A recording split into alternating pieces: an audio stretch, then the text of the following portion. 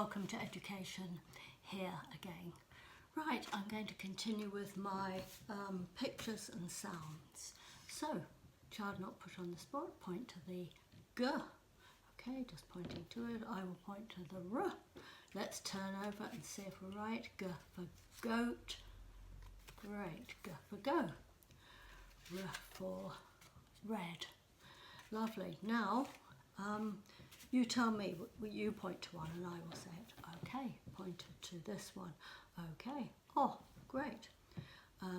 Tell me which one to say now. Okay, you've pointed to the Z. Great. And then, I'll tell you, I will point to one, you tell me the sound. This one. T. Lovely. Okay, let's just check. Toast, yes, and I've written toast just to remind me it's not red.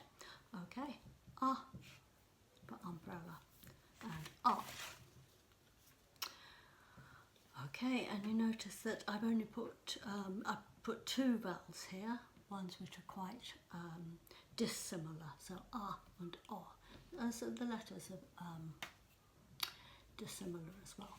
Okay, so that's a good game to start off with, pictures and saying that I got very cheaply, a game from the charity shop. Now, some of the pictures and cards in here are too difficult, like cake and cow, so I don't use those. I just fish out the ones which are within the child, within the grasp of a 2 or 3 year old, 4 year old, and we put them together. I start off putting them in a different order, and then we can match them. So we've got hen and bug.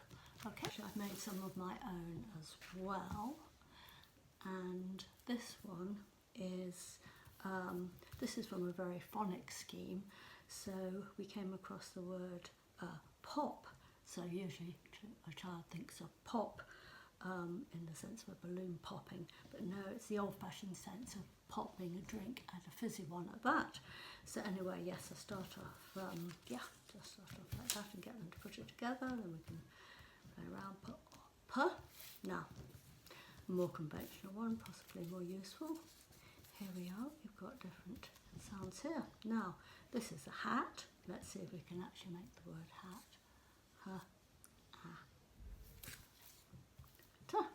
Great, put it together, and I've got various other ones like that.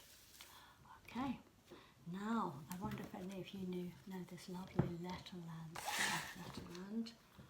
Okay, Letterland.